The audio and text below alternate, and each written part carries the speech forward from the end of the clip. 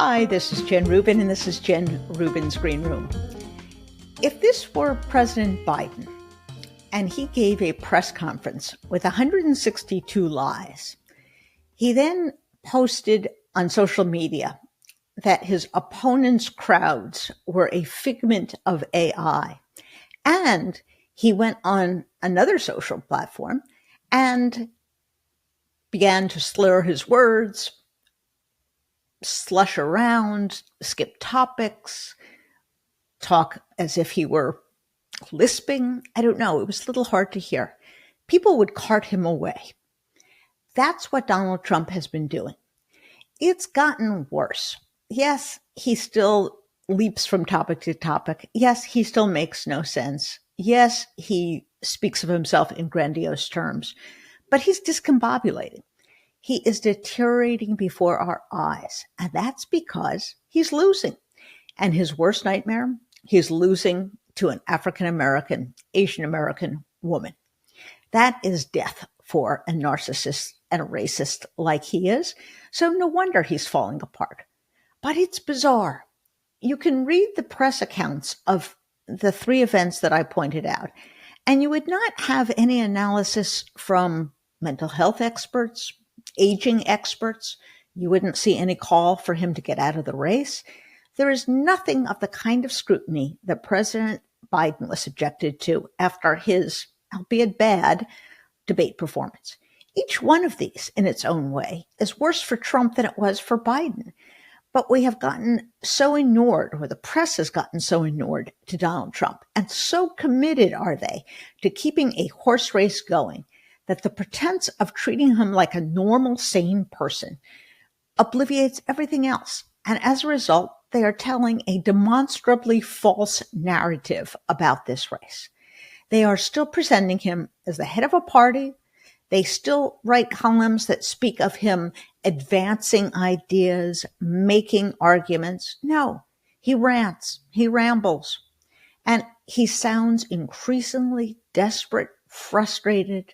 He's going off the deep end, and I would too, because remember, if he loses, he not only loses face, loses his entourage, loses the constant attention, but he faces criminal prosecution on multiple fronts. So of course he's panic-stricken. You know the most interesting thing about that Elon Musk, whatever that was, you can't call it an interview because when a donor starts serving up softballs, it's not really an interview. But you know what was the most remarkable thing?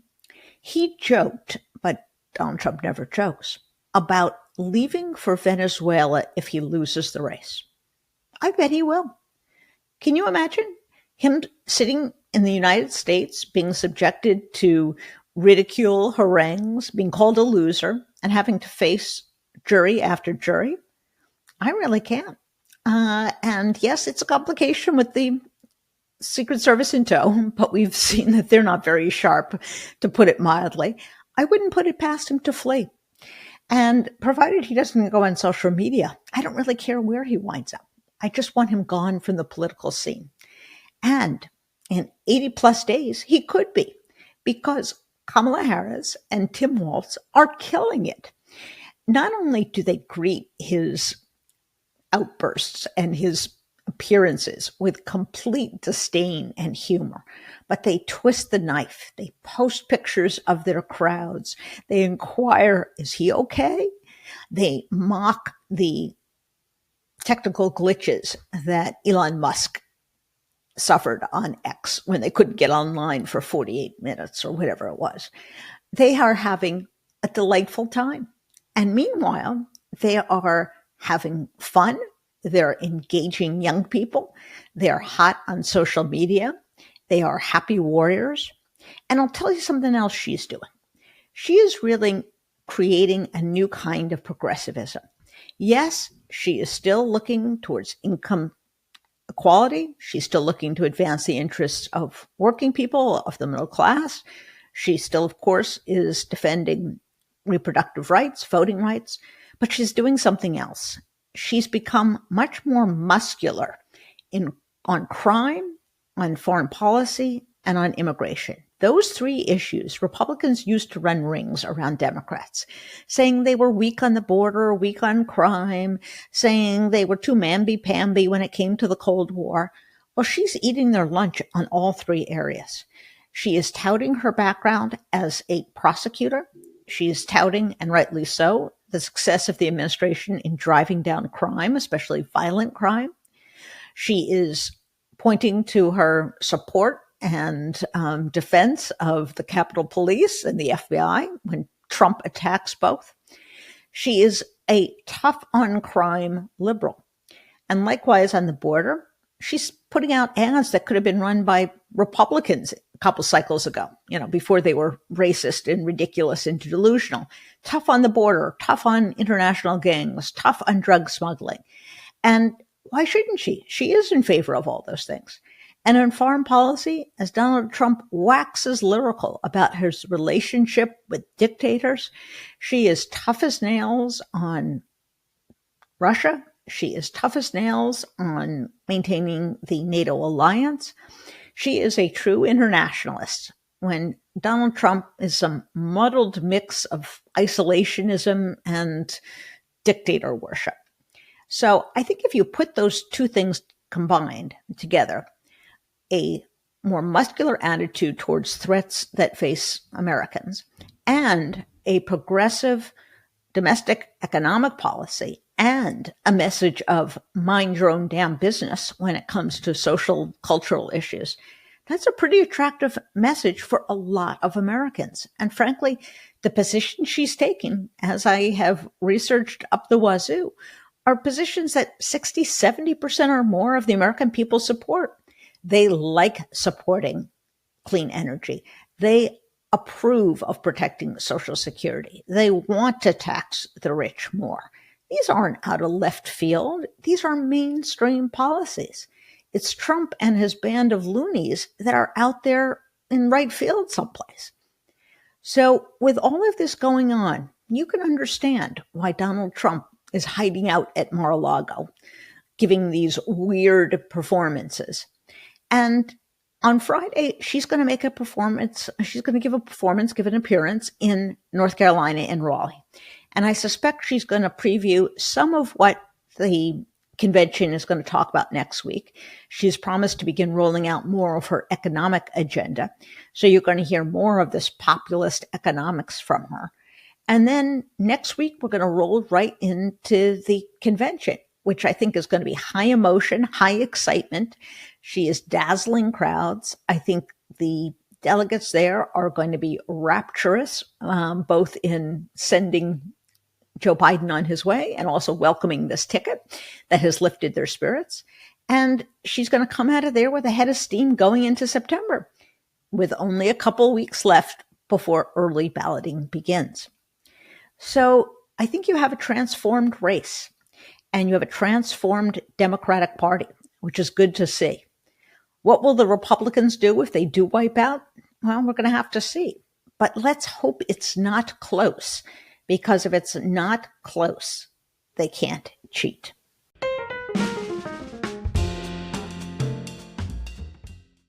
Did you know that learning makes a sound? It's true. Listen. Now it's time to start hearing it while you're learning to speak a new language with Babbel. Join me in speaking like a whole new you with Babbel, the science-backed language learning app that gets you talking. Wasting hundreds of dollars on private tutors is the old school way of learning a new language. Babbel's 10-minute lessons are quick and handcrafted by over 200 language experts to get you talking in your new language in 3 weeks. That's because talking is the key to truly knowing any language. And it's fun. It's like playing a game on your phone. Babbel is designed by real people for having real conversations. So Babbel gets you talking with tips and tools grounded in the real life stuff you'll actually need. Everything is focused on conversation, so you'll be ready to talk wherever you go. With the travel season upon us, I have coastal Spain in mind, so I'm using Babbel to learn Spanish. It's easy and so much fun. I'm already more confident, and I love putting my new skills to the test at restaurants and with new friends. So ask yourself, Where will my life take me with Babbel? Babbel even has speech recognition technology to help you improve your pronunciation and accent so you're ready to make new connections. Here's what it's like. Adiós. Adios. Hola. Hola. Adiós. Adios. Buenos días. Buenos días. Buenas tardes. Buenas tardes. Mucho gusto. Mucho gusto. Don't just take my word for it. Studies from Yale, Michigan State University, and beyond continue to prove Babbel works. One study found that using Babbel for 15 hours is equivalent to a full semester at college. With over 16 million subscriptions sold, Babbel's 14 award-winning language courses are backed by a 20-day money-back guarantee, so there's no pressure. But don't wait. Get Babbel and travel. So here is a special limited time deal for my listeners. Right now, get up to 60% off your Babbel subscription, but only for my listeners at babbel.com/greenroom. That's right. Get up to 60% off at babbel.com/greenroom, spelled BABBEL.com/greenroom. Rules and restrictions may apply, and you can find the link in the show notes.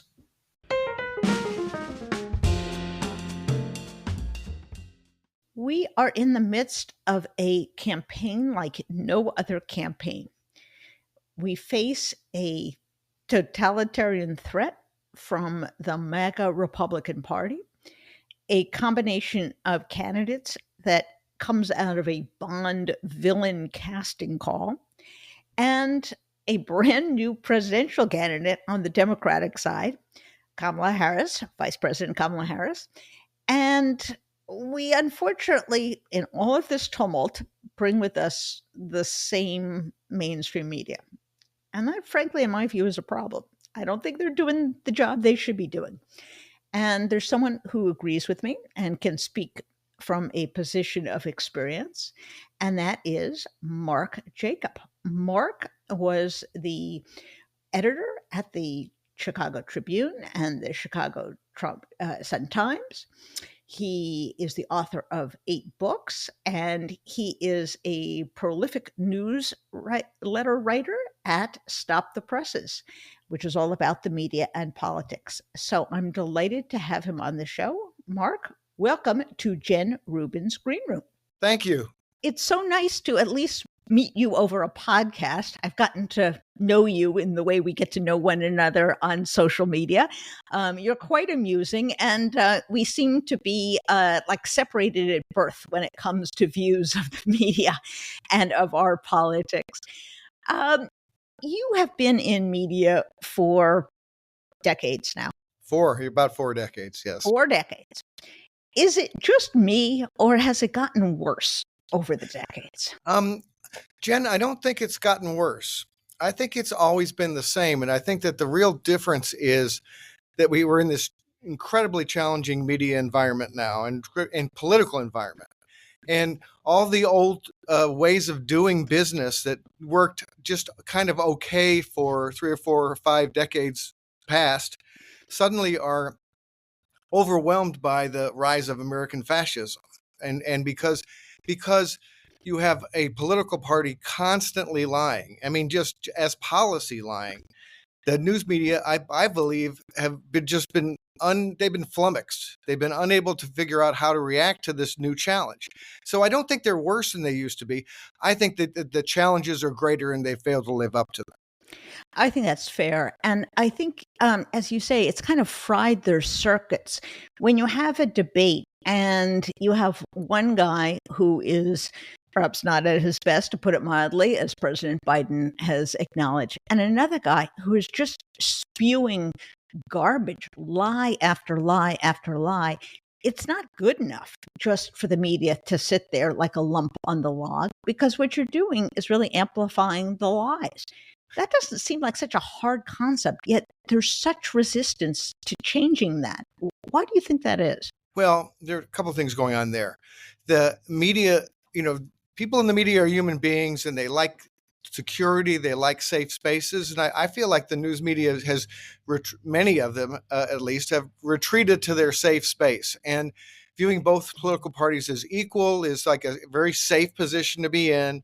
And you can appear to be unbiased if you do it. Now, you're talking about that debate, the known now as kind of Biden's disastrous debate. Right. And I was thinking about that, and people don't understand what journalism is and what journalism brings. What is the value added of journalism? It's not switching on two microphones and letting two people talk. Anybody can do that. You don't need journalists for that. The value added of journalism is bringing history, facts, context, contacting experts, and talking to real people who are affected by the issues you're talking about. Though that's journalism, that's the value added. And really, if you're doing what CNN did in that debate and just sitting there and switching the microphones off and on, that's not journalism at all. I mean, they could have just stayed home and just had a technician do it. It's funny you should mention historians, context. We have some of the greatest public intellectuals around. We've all gotten to know them because of the time we're in, whether it's Timothy Snyder, whether it's Ruth Ben-Ghiat, Heather Cox Richardson. There are people out there who are providing context. Why do you think there's resistance to bringing those people in to comment, to inform, as they would if they were talking about climate change and calling in expert scientists to explain what's going on? Well, what I suggested, and obviously it was ignored at for the Republican convention, was that they ought to do kind of a play-by-play with some people who are experts on authoritarianism, and they, and we have the experts that you named them, and if you could have them do a play-by-play, say, this is a typical thing that dictators or would-be dictators do. This is appeal to a minority group that they're demonizing, things that would put it in historical context. But, Jen, in order to do that, it would make the news media look like they were taking sides, or at least that's what they were afraid of. And they would be taking sides. They'd be taking sides for truth. Yes. And that's the thing that bothers me so much, is that you have this kind of false objectivity. And we got to be fair to the Republicans and the Democrats. No, we don't. We have to be fair to the truth. We have to be fair to the facts. And if that cuts the same way for both parties, fantastic. If Kamala Harris wants to say something that's false, call her out big time. And same thing with Trump, same thing with J.D. Vance. It just shouldn't matter who the personality is. It should matter what the facts are. And that's this historical context. I want to say something about that, because yes, we need historical context. Yes, it helps to understand what happened in Nazi Germany in the 30s. And that doesn't mean that Trump's Hitler. It means that you had some semblance of democracy, and it got blown away by a process. Hitler never won a fair election. He just never even came close to winning a majority in a fair election. But the processes of the government allowed him to take power. And so it's instructive. We need to know that. But that doesn't mean it's going to happen the same way this time. Frankly, in some ways, the whole thing about, this is how Iowa goes, and other what I think view as tropes in political coverage are not helpful, because I think we're in a completely uncharted territory. Right now, what we are seeing in America has never happened before.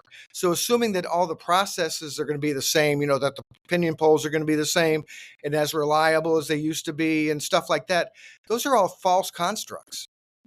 I could not agree more. And let me take that in two pieces. One, we just had an election in Venezuela that was stolen.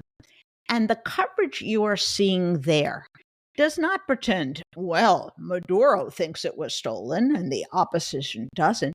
It's reporting on a stolen election by a guy who has been a dictatorial figure who remained in office past his constitutional term, and the reaction of a public that is trying to preserve their democracy.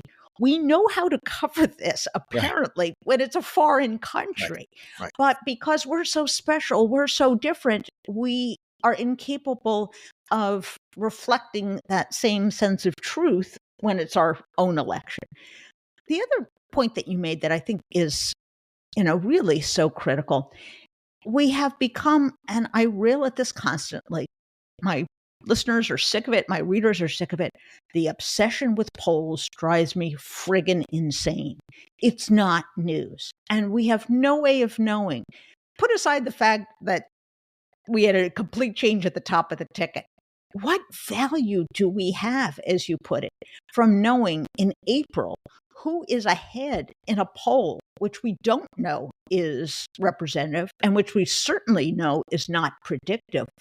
Why have we gotten so absorbed with this to the point where now a good deal, for example, take the New York Times, of the coverage of the New York Times is about its own polls. Right. It's kind of like Hall of Mirrors. I don't Right. remember that being the case in the past. I think it's a way to buy news and to buy exclusive news. And, here are the two choices. You get a crew and you get plane tickets and you rent a car and you spend money on gasoline and you drive out to Dubuque, Iowa, and you talk to somebody who has benefited from the cap on insulin prices. And you examine that issue. Then you go to some local college where an expert on the economics of medicine, is there. You do all that, and then you write a story about it. That's hard work, and Yes. it also costs money. Instead, you could just write one check to one person who's the pollster. He will spit out a bunch of numbers at you, and then you'll spend the next 3 weeks talking about those numbers. And so, from a cost effectiveness standpoint, if that's all you care about, and unfortunately sometimes that seems to be the case, you would go for the poll, because here it is, we have a new poll, plus the story about the insulin price cap, which is super important, certainly more important than the polls. That does not have drama to it. I mean, unless you're going to have the woman's race to their doctor or something, whereas the poll is inherently a horse race. It's got this kind of false drama to it. And that's something in my latest Stop the Press's newsletter I wrote about this week, is that just this obsession with entertainment and with the idea that, that conflict and narrative and drama and all this stuff, that's why you got, there was an article in the Washington Post just over the weekend in which they said that before Biden's disastrous debate and before the assassination attempt and before the entrance of Kamala Harris, that the election was sleepy. They said the election was sleepy. This is the most important election in our lifetimes. This is an attempt by a fascist movement to undo democracy. Yet they said it was sleepy. The shallowness of major media is just astounding.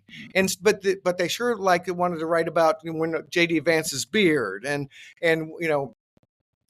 whether and just the Kamala stuff, in a very superficial way, not policies.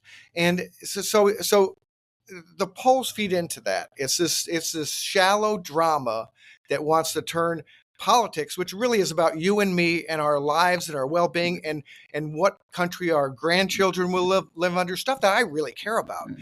That's what it should be about. But instead it's they turn it into a soap opera or a sporting event. What drives me up the wall, among other things, is that they report in a certain way. There is a negative news bias because everything's hunky in the country does not really sell newspapers. So there's this excessive negativity.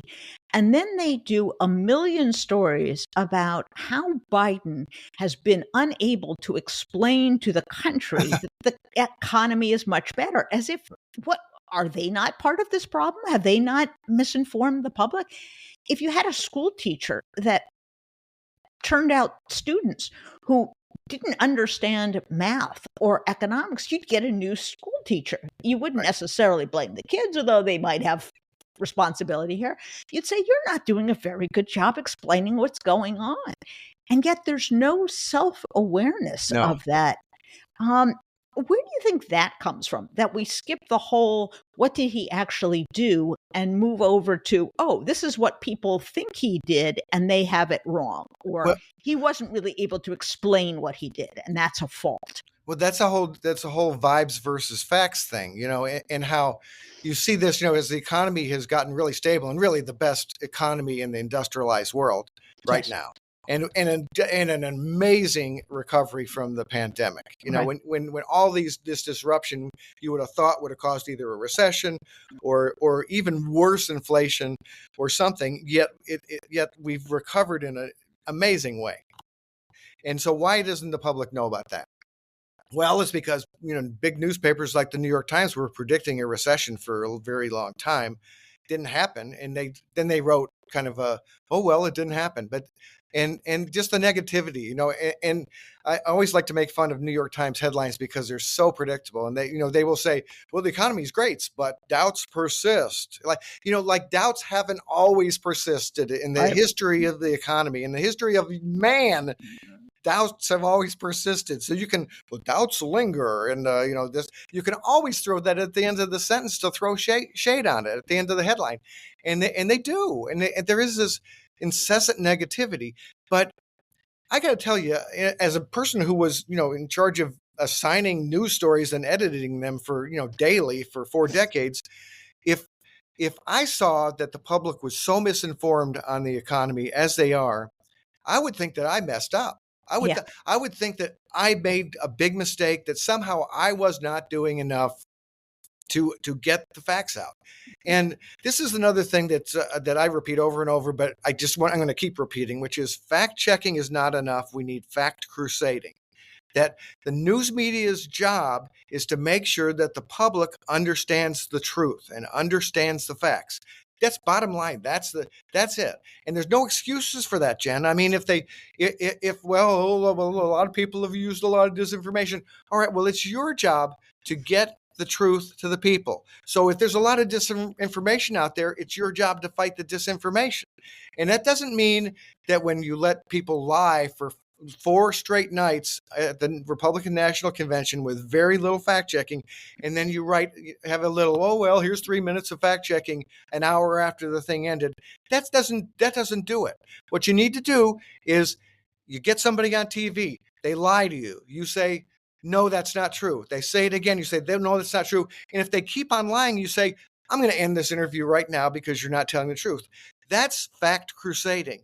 That's confronting liars. And then you say, I'm not going to have you on again if you are going to continue to lie to me on this. And I know that would make the news media seem, oh, you're so biased. Again, Jen, biased in favor of the truth. And there's nothing wrong with that. In fact, that's the whole job.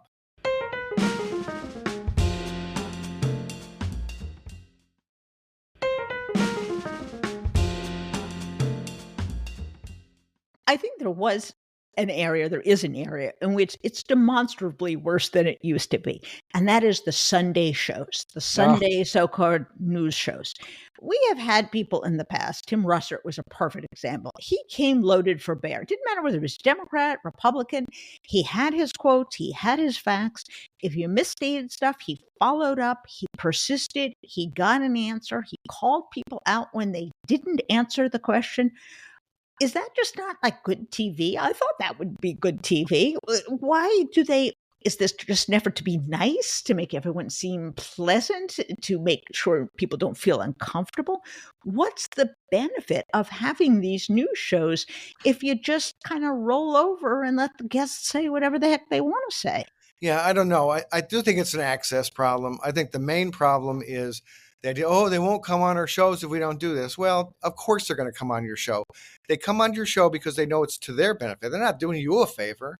And this idea that, well, if we ask nasty questions, they won't come back. Well, you'll find someone else to ask on. That's another real problem in news, is that you have the same damn people on all the time because they're the people who either they have a good PR person or they'll answer your phone calls when you ask and invite them on. Why not go find somebody else? This again, journalism is supposed to be hard work. Instead of interviewing the same old lying senator like, the Tom Cotton type, go find some struggling public health official in Appalachia and ask them how things. Spend 15 minutes talking to them. Wouldn't that be more interesting? Exactly. You're talking about how bad the Sunday shows are. There was a great example this last weekend with Martha Raddatz, and she was asking Sununu about, Trump's comment, about where he was talking about, well, you won't need to vote after this because, that kind of thing, which can be interpreted any number of ways. But considering the fact that the guy who's saying it tried to pull a coup 4 years ago, I am not giving him the benefit of the doubt. I'm sorry, I'm not. And but regardless, you get Sununu saying, oh, that's just it's just the way Trump talks. It's just ha ha ha. That's the way he talks. And then Martha Raddatz goes, well, let's go on and to talk about Biden and Harris. No. You should say, what do you mean that's how Trump talks? You mean that he gets a pass just because he said crazy things in the past? Does that mean he's allowed to say crazy things all the time? I mean, just get real. Ask people to define their terms when they're saying, well, that's Trumpian humor, No, I mean, the guy's running for president. He should be his word should be taken seriously. And if he's joking all the time, let's have them explain when he's joking and when he's telling the truth. Right. He could tap his foot or something like that to, right. alert us. Some signal, just maybe some sign that says joke. And the irony is that this was exposed by Laura Ingraham on Fox, who was trying to give him a softball opportunity to clean up. But Trump is so oblivious to how he sounds and so defiant. He didn't say, oh, no, that's not what I meant. He just went on to his usual monologue about, whatever he was talking about. So the point was made, of all people, by Laura Ingraham trying to save him from himself. That was more revealing than a network so-called news Sunday show. Well, isn't it interesting how Fox News has put itself in the role now where it's trying to be kind of the spokesperson for the right wing, and it's trying to mellow them out. It's trying to moderate them. I mean, it knows, and this whole thing about people saying how weird the Republican Party is, weird has become a thing. And I think you've posted about that, and you're not super in favor of it. No, I'm not. Yes. And I'm not either, although I think it's part of a balanced rhetorical diet, if you want to say it that way. But I've been calling them extreme for forever, because they are extreme. And, there's difference between weird and extreme. But I think they're trying to get at the same thing, which is this is not normal. This is not, the way Americans should be. And they keep on saying things like that. And Trump, keeps on doing that, and then they laugh him off. And Fox News really wants to try to make it look moderate. And so they keep, as you say, they keep on trying to give him outs or trying to give him explanations or try in a real obsequious way. The way, if you saw that Laura Ingraham thing, she's pretty much like saying, well, you're the greatest president of all time. So what do you say about this? I mean, it was just not journalistic, because Fox News is not journalism. It's anti-journalism. Yes. I, in my spare time, because I'm such like a news geek, and I have nothing better to do with my time, think, gosh, if let's say Kamala Harris is elected, what would be some new rules she would set up for the White House press corps? For example, I'll give you a few, and maybe you have some of your own ideas. Number one, you don't shout questions at the President of the United States. You look like a bunch of schoolyard bullies. Secondly, the president is not a pundit. He does not comment on polls. He does not comment on the state of the race. He is governing. You ask him questions. You do not answer questions like some people say, which is a very Trumpian phrase. So those would be a few. What other rules? And this is kind of putting part of the responsibility, frankly, on White Houses that allow this to go on, that they should impose to enforce some decent journalistic rules for covering themselves. What else could they do? Well, I mean, I think this is a place you have to be careful because the press needs to be adversarial. Absolutely. I mean, that's just a natural, that's just its role. It needs to ask uncomfortable questions. But I agree with you that this whole mob pack, chasing around and screaming questions at the president is a bad idea. Now, part of that problem is that sometimes the president stops and turns around and answers the question, which only encourages that kind of behavior. So I think that should stop. Yes. I don't know. I've struggled with this question because the Fox News always has someone on, someone asking a question, and they get a question at the press conference, at the daily briefing at least, and it's always a stupid question. It's always a question that's been set up to just did you beat your wife kind of question. It's not their attempt to get an answer. It's their attempt to try to get somebody to step in it. And so I don't know that they should get a question every time. Right. Frankly, I mean, Fox News got caught lying about the most important story in our country 3.5 years ago. They got caught lying about it so much they virtually admitted lying because they had to pay $750 million for it. Right. So I just don't think they're a legitimate news outlet. I think they've proven they're not. And I do not think that if they did not get a question every time, that would be a tragedy. I mean, I just think they're not out to get facts to people. They failed the very basic standard or test of what a journalism outfit is, and they don't deserve respect. And that's not because they're at the right. I mean, in a way, I'm old enough to remember what Fox News started as. Yes.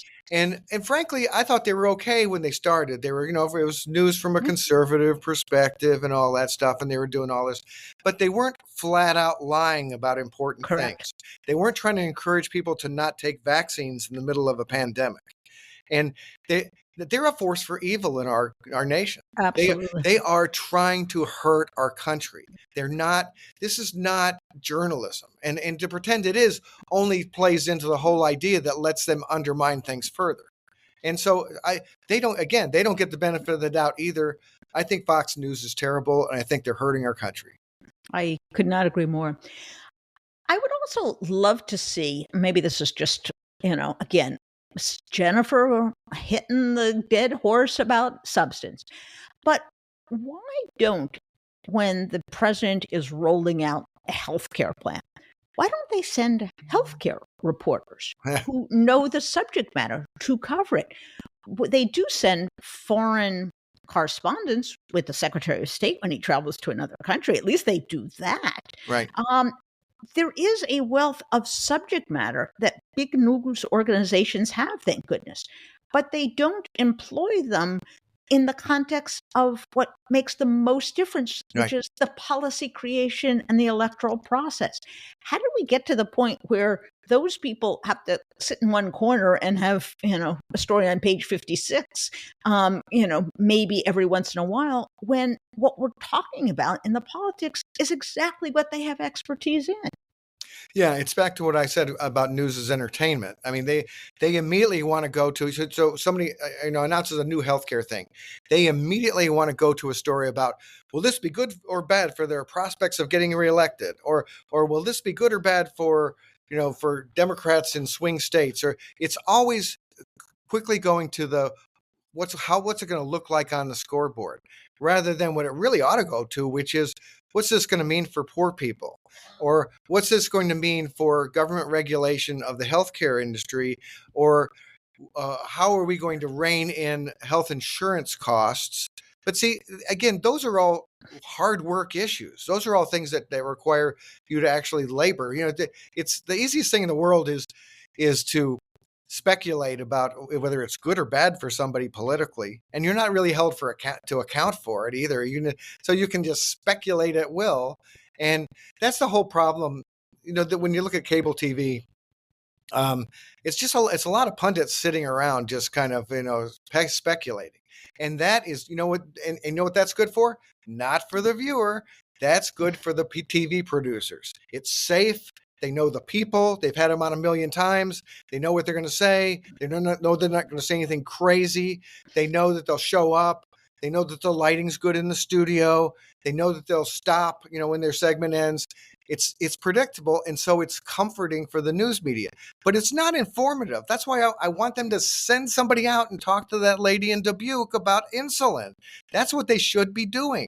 But that's hard work. So you're totally right that they often send the wrong people to cover those kind of stories, and they don't value expertise enough. They value opinion too much, in my opinion. And the wonderful thing about these people is, as you say, they can never be proven wrong, because Right. who's to say that if the election were held in April of 2023, which it never is, salient point, that so and so wouldn't win? We never find out whether they're right or Right. wrong. Right. So that should be the tip off that they're not reporting facts, because facts you can verify. Is it true? Is it not true? They Right. have an easy out. Well, the election changed, or well, events were proven Right. Well, to have a different outcome. Well, of course, it's why are we even reporting on polls in 2022 for an election that won't come for 2 years?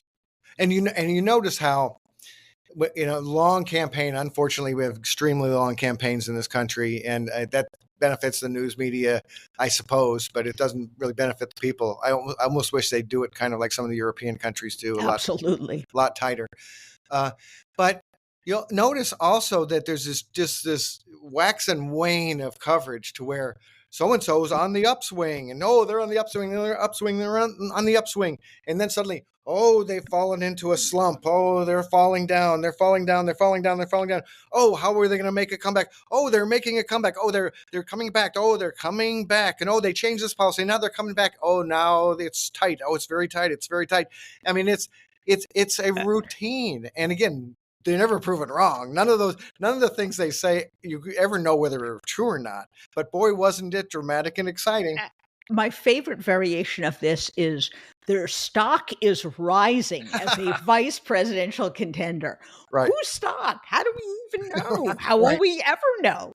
And it's all just a figment of these people's imagination, because this is the quintessential story where the people who know aren't talking, and the people who are talking have no idea what they're talking about. Right. So, unless you have people leaking like a sieve, which so far they have not, it's all nonsense. It's all, people spinning. One of the things that I've often, again, in my spare time, mused about is, what would good political coverage look like? In other words, if you were given an hour of cable TV news, how would you fill it? How would you do it? Would you do it in going to Des Moines? Would you use it to talk to some of these historian types? What if you could recreate TV news? How would you do it?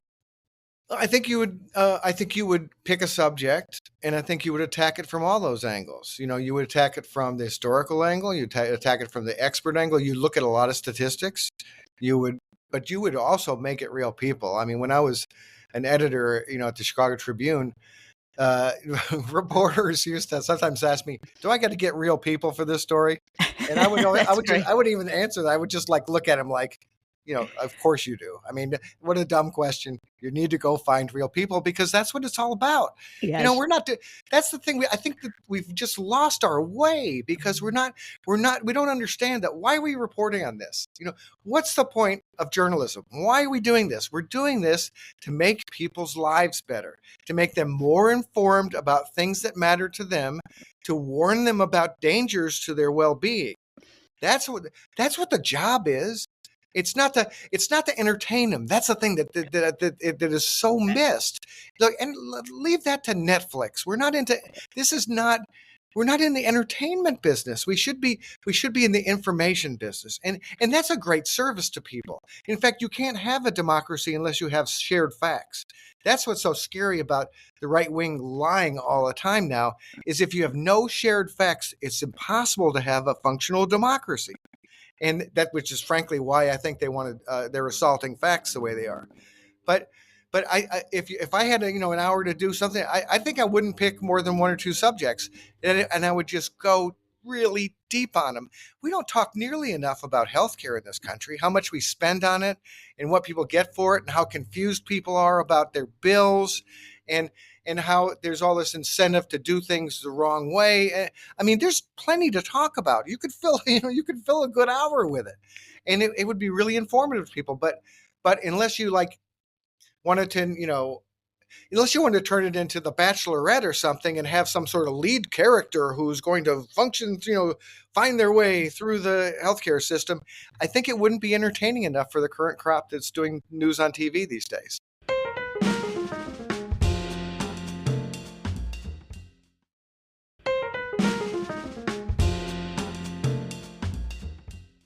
You can watch cable news and learn nothing because hour after hour, they have the same 3 or 4, I don't even wanna call them issues, kind of points that they wanna chew over. They masticate to death. And meanwhile, all this stuff is happening in the Right. world, and you learn nothing about that. Right. And it used to be, well, you learn nothing about foreign news. Well, that's true. But you learn nothing about domestic news either. Right. I have been dying to get stories about how has infrastructure in the heartland transformed certain communities? Right. That would be a Has great story. How has the tech chips manufacturing changed people's lives or not changed people's Right. lives? Who is getting those jobs? Who's not getting those jobs? Is it changing where people want to live, or are people still leaving those areas? There's such interesting questions that are raised by stuff that they are doing. I have no idea because no one tells us about those Right. things. And when you get it, it's when presidents leave office. Then you have a retrospective on what the president did. Maybe we could have one like while he's president, and they'd be explaining whether things are working or things are not working. It's not necessarily that you have to create these, oh, look how wonderful, Milwaukee is doing. Maybe they're not working. Maybe Right. stuff was misplaced. How do we know what good policy looks like anymore? Well, Now, isn't it interesting that as soon as Biden got out of the race, people were saying a lot more about what he had achieved? And yes, it was almost like they were afraid to say what he had achieved when he was still in off, when he was still running for president. And, and exactly. and doesn't that really tell you something? Absolutely. And also, there was a little bit of seriousness in covering the rollout of his reforms of the Supreme Court. They actually Right. covered like what he said. These are the things he stood for. This is what he said. They didn't leap to it. You're right, because suddenly he was outside the context of a campaign. Right. Now, if you were still in the campaign, you could have covered the effect on the campaign, but you also would have wanted, and you should have gotten, the substance. What is this about? Is it a good idea? Where did this come from? Whose idea was this? What do lawyers say? What do judges say? There's lots of good stuff to learn out there, but you just don't find it because of this kind of political obsession game. One of the things that you do hear about, but no one ever does anything about, is the diminution of local news. And that is true both in terms of local outlets as well as big papers and big outlets, radio and otherwise, covering what's in their backyard. Is that a manpower problem, or is that just because it's not all that interesting to these people to cover whether the school board is doing its job or whether the water is polluted in town? Why do we not learn what's most important to people, which is what's happening in their immediate lives? Well, there's a gigantic crisis in local news. In fact, I was website editor of Northwestern University's Medill Local News Initiative for several years. So I studied that very issue. And it's so interesting to see you have hedge funds and private equity companies own more than half of local news outlets now. And I'm telling you that their main job is not to give news to people that helps their lives. It's to make money. And not that newspapers in the past didn't want to make money, but they wanted to be around in 10 years or 15 years. There's this syndrome now where you have this kind of vulture capitalism where they're trying to buy newspapers, jack up subscription prices, cut half the staff or more, and make a bunch of money in the short term. And the long term, they don't care, but they'll still walk away with a profit. So it's a scary thing. The manpower problem is enormous. The number at the Chicago Tribune, where I used to work, they lost 85% of their staff in a 15-year period. And it's not, this whole idea, well, we'll do the best we can with what we got. You're not going to be as good a newspaper if you have, if 1/6 of your 1/7 of your staff is there. And so, it's a manpower problem. And they've done studies on this, and that when local news is diminished, governments take on more debt, people vote less. I mean, there are really things that are important to society that happen less often if there's not local news. And so that's even more of a crisis than the national news picture, in my opinion. I mean, the fact that there's just so little local news, and that it's so, it's so dominated by these kind of ideological players like Sinclair and in local TV. Right. One of the other facets that I was not aware of until relatively recent, because a nonprofit group came around and did a lot of research, is that the impressions we have of our fellow Americans is worse than the reality. In other words, conservatives, I don't even want conservatives, right-wing people assume liberals don't want to have their kids taught about the greatness of America. It's not true. In fact, 80% of them do. Right. Liberals think right-wingers don't want to have any instruction about civil rights. Not true. Like 80% of them do. So that in this effort to make everything dramatic, we wind up creating real hostility and disinformation, not only about the subject matter, but about ourselves. Is there a solution to that? Is that simply part of this drama creation, machine that now turns out these kinds of stories? Well, I just read a column by somebody named Jennifer Rubin who wrote about that very subject. Yes, And there it you was, go. I thought it was very illuminating, in that, and a good reminder that we actually do agree on some very important things. But that's considered kind of, I guess to the news media, that's considered a no dog bit me today kind of Yes, news. It's just not a big deal. But in today's world, let's turn this on its head. If we're talking about division all the time, maybe it'd be really a good news story to talk about all the things that we agree on and that we aren't fighting, that we shouldn't be fighting on. I mean, I feel like that's important. I want to go back and say one thing, if you don't mind, sure. on local news, and it's really important because I was involved in a survey that Medill did at Northwestern University, and the study found that most people thought that local news outfits were doing really well financially. They're not. They're doing terribly financially. Well, think about that. Whose problem is that? This kind of goes back to the old thing of if the news media doesn't say enough that the economy is good, and people think the economy is bad, whose fault is that? Well, here's the news media keeping people uninformed about the state of the news media. And not even realizing, thinking, oh, well, we don't want to blow our own horn, or we don't want to share our own problems. Well, wake up. It's if you think what you're doing is important, and it is, why wouldn't you tell the very people who will determine the future of your industry that your industry is in trouble? I mean, to me, it's crazy the way the news industry deals with itself. So, as we reach the end of our time, you're a news consumer as well as a news producer, a news coverer. What's in your daily diet of news, and how do you kind of find out about the stuff you care about? People ask me all the time, what do you read? So what do you read, Mark? I read the New York Times and the Washington Post every day.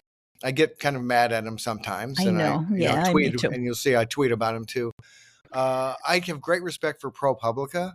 I think they're one Yes. of the best outfits around, and their reporting on the Supreme Court has been tremendous, and has really made me wonder why the New York Times and the Washington Post weren't breaking Yes. those same stories, in the last few decades. So I think ProPublica is great. There are a lot of local news outlets that are great. There's, in fact, one of the positive trends in local news, especially, are these kind of new startups. There's something called Block Club Chicago in Chicago that does great local news, and it's mostly financed by individual members, and it's nonprofit, but that's a trend that's a hopeful trend in our industry. So I read stuff like that. I look at the Tribune and the Sun Times in Chicago, but again, both diminished from Yes. what they were, in past years. I look at Democracy Now! on TV sometimes, quite often actually, and I also just generally scan CBS News, ABC News, NBC News, CNN, Politico. I just do the rounds, And I think it's really important, maybe I come across as liberal. I actually, frankly, don't think I'm a liberal. I frankly would like to see a balanced budget, no matter whether the Yes. Republicans or Democrats are in office. That might be a nice thing. Yes. But I don't think I'm a liberal, but I do think that everyone needs to have a balanced diet. And I think Right. some people you need to kind of force yourself to look at stuff that you may not agree with. And you might every once in a while say, well, I'm looking at this from a different perspective. The most dangerous thing that you see in this country right now is people who just flat out will not listen to anyone who doesn't agree with them. I think that's tremendously dangerous. I think that's what Fox News has tried to foster, is this kind of, this silo kind of approach where, in fact, just to point out, Fox News runs a whole lot of stories about what MSNBC and what CNN and everyone else is reporting, and they make fun of it and talk about how terrible it is. It's almost like they're trying to prevent their own viewers from consuming any other news media. And that's really dangerous. I really try to force myself to read things I know I will disagree with. And what I tell my listeners and my readers is read books, read magazines, read things that are more than a minute long or that are, substantive. It never fails to amaze me that you read a good book on history, contemporary or otherwise, you will learn stuff. And I really do think that, when I get those little updates, how many hours a day I spend on my phone, from your iPhone, I sometimes roll my eyes in horror. So maybe we all need to put ourselves on a diet of online news. Go read books, go listen to lectures, go read what think tanks are putting out, both conservative and liberal. So there's a whole big world out there.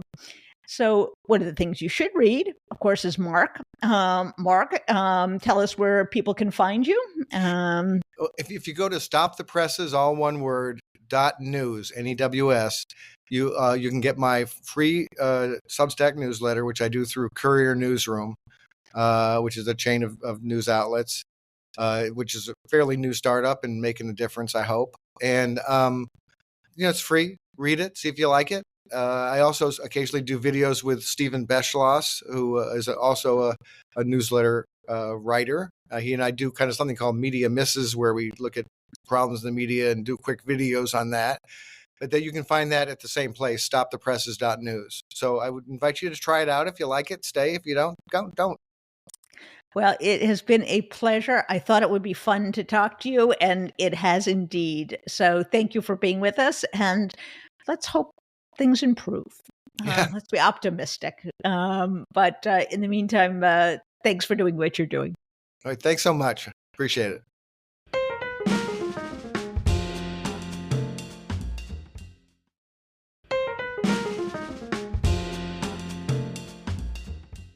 And that was Mark Jacob. Wow. He has certainly a way of putting things. And I think he's right. I think we need a better press. We need a press that knows how to prioritize what's important. We need a press that doesn't get bogged down in insiderism and doesn't obsess over meaningless polls. But more importantly, I think we need a press that does its job, that pushes for answers to real issues, that puts politicians on the spot, that doesn't simply glide over issues because they're bored with it, and that can tell the difference between a manufactured flap and something of real consequence. So it's an unfortunate atmosphere in which we now find ourselves. The media environment is perhaps getting worse, not better.